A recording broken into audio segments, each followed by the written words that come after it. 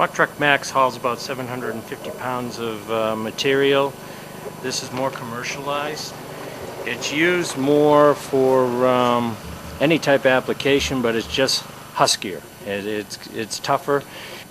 It likes to work, and it makes your job so much easier because you're not doing it the traditional way of wheelbarrowing. We can do about 3 yards of material in about 45 minutes or less.